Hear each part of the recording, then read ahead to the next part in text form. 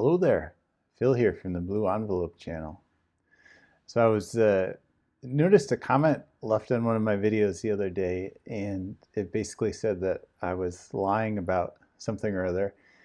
And generally, I don't pay negative comments too much mind because everybody's, at different stages in their journey. But it caught my eye because I had written a bit of an essay a little while back, and that was kind of basically the theme of the essay was that I am a liar. The first thing I was thinking about when I wrote it was there was a time when I was out in field service with some other witnesses. One of them asked me, I was maybe, I don't know, maybe 12 or so, and they said, "Hey, where's Susanna? Where's my sister?" Because she wasn't out in service that morning. And I said, "Oh, she's home sick with cholera." And yeah, it just rolled right off my lips. Oh, she has cholera today. I mean, I think she just had a cold or something that day. Uh, where cholera came from, I don't know. Maybe like a Louisa May Alcott novel I was reading right then.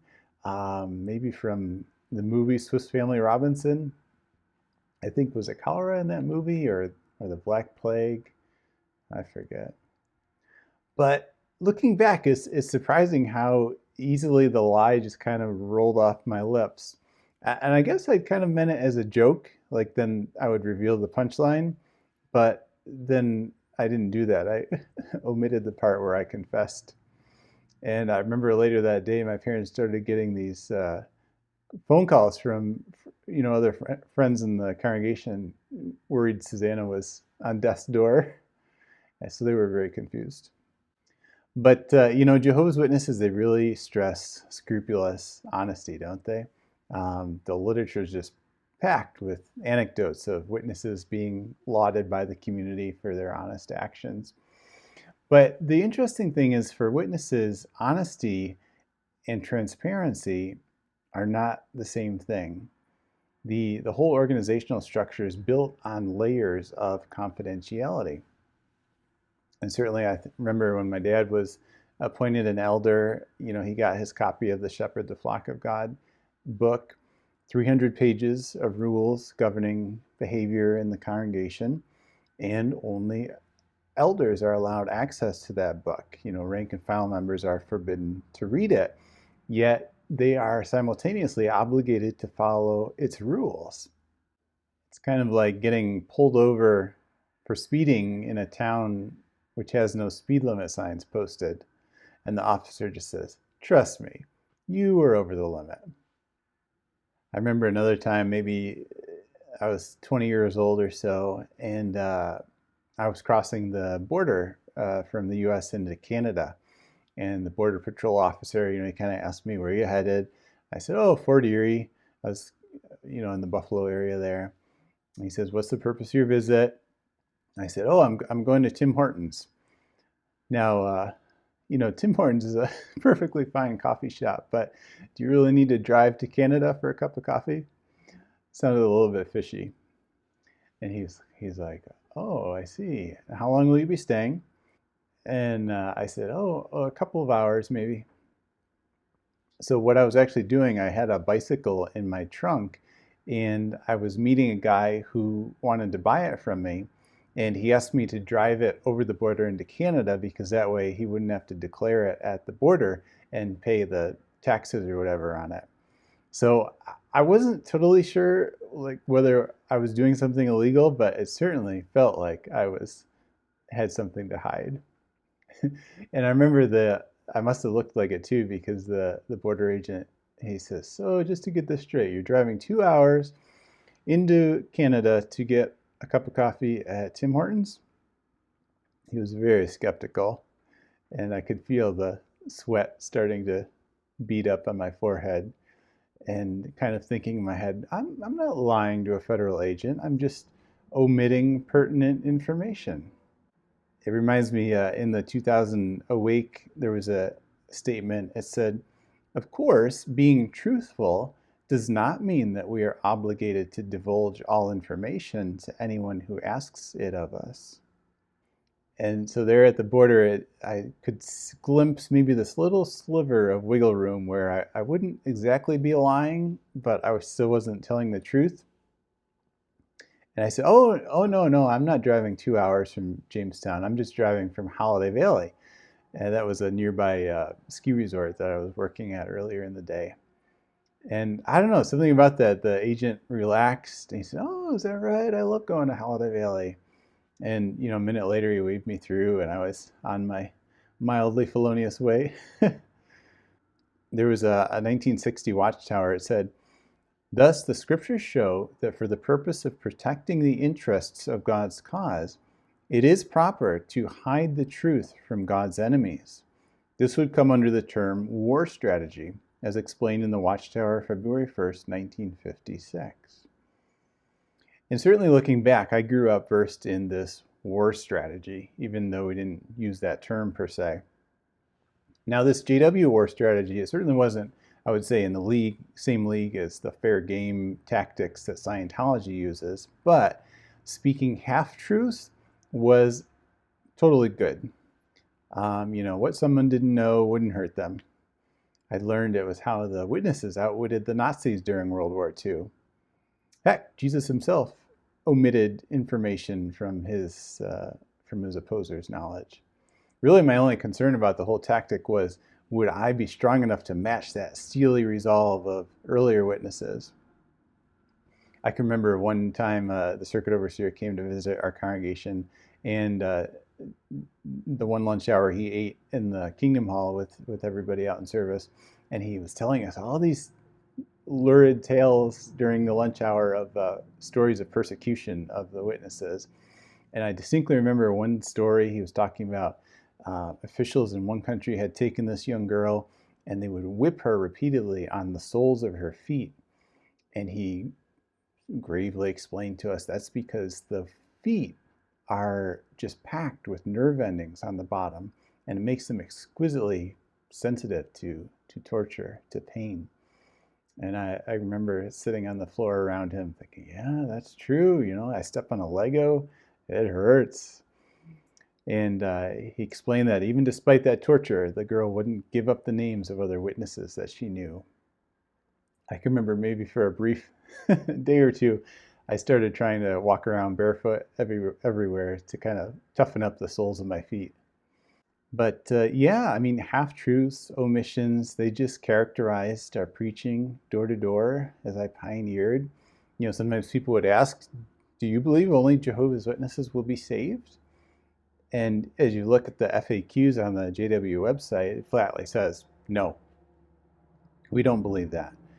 And out in service, I would always give this kind of cagey answer that, well, only God can judge people's hearts. But among witnesses, the answer is obviously yes, only witnesses will be saved. I mean, it's pretty much the whole point of being in the religion. There's a 1989 Watchtower. It said, only Jehovah's Witnesses, those of the anointed remnant and the great crowd, as a united organization under the protection of the supreme organizer, have any scriptural hope of surviving the impending end of this doomed system dominated by Satan the devil.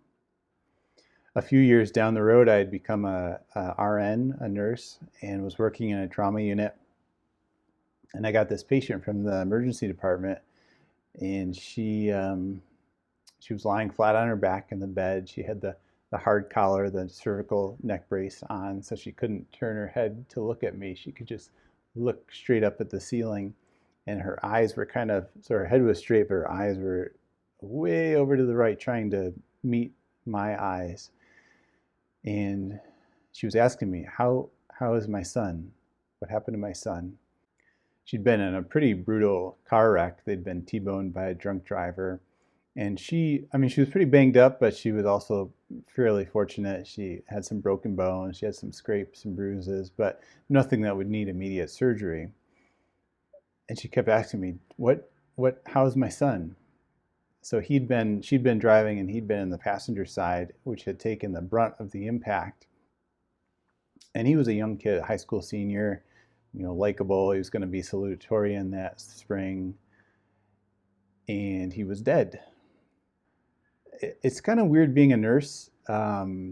it's this like weird intersection of power and impotence simultaneously. So it's not very high on the hospital totem pole being a nurse, but on the other hand, you do know before almost anybody else the test results, which can really have a impact forever the rest of somebody's life. So you can find out whether someone's pregnant, whether your patient had a stroke, whether they're going to need surgery, whether they have cancer, whether they're going to die soon. And nurses kind of, I mean, you have to withhold most of that information and you end up sort of doling it out to patients in small amounts, which kind of vary randomly from nurse to nurse how much they tell patients. And I know that maybe that sounds bad, but it's not really, because I mean, you don't want to find out you have cancer in passing as your nurse is emptying your bedpan. You want to learn it from a physician who sits down there and is ready to give you game plans and options and answers to these unanswerable questions. So yeah, I knew her son had been killed at the scene of the accident. The EMTs had passed it on to the emergency department, and then the ER nurses had passed it on to me, but nobody wanted to tell this poor lady with her like this, just lying flat on her back, alone in the room, just staring up at the ceiling tiles. The police had said her family was on the way in. And I can remember kind of, she couldn't bend her head, so I had to lean way over the bed rail to meet her eye line. And she was, yeah, just pleading with me, wanting to hear the answer that maybe she already suspected. And I was debating internally what to do. I mean, on the one hand, at that point, I had no problem invoking this witness war strategy of withholding information. And really, that's what everyone else in the hospital had done so far. Now, on the other hand, the fact that her son had died meant very little to me. And it's because of the witness belief that everyone now dead will soon be resurrected for basically a second go around here on earth. And so as a witness, it gave me a very fatalistic, a very pragmatic outlook of, yeah, what was the big deal if somebody died? It was about as serious as pausing a movie for a minute. So there was that aspect. And then, but on the third hand, I hated giving patients bad news. That's no fun. And the police had said that her family was on the way. And I am a liar. So I said, well, I don't know what happened to your son, but I'll find out. Right now I need to get you settled and squared away here. And it's not like my lie made her feel any better, but at least it bought me a few minutes until her family got there. And they came into the ICU, rushed past me into her room, and a minute later I heard that anguished wail that I was kind of braced for outside. It's a really gut-wrenching sound that you don't hear very often, fortunately, in the ICU. But I don't know, when it does, there's like this moment of silence that falls over the unit for a minute, and there's like all the ICU nurses are flickering their eyes, meaning, looking at each other for a second. It's like little flashes of electricity going back and forth. And I think what it is the acknowledgement of defeat, because we're there to fix people. We're there to save people's lives, but this is something that we cannot fix. There's no medication I can push or pillow that I can readjust to make it all better. In the 2019 Watchtower, it said, Satan, the father of the lie, uses those under his control to spread lies about Jehovah and about our brothers and sisters. Jehovah's Witnesses kind of exist in this binary world, which I think as a witness I always liked because it's simple. Anyone not actively working for Jehovah God is working for Satan the devil. Easy. And, I guess that includes me now, too, now that I've kind of left that religion behind. So I guess what I want to say is let me just put at ease anyone listening to this, particularly any witnesses.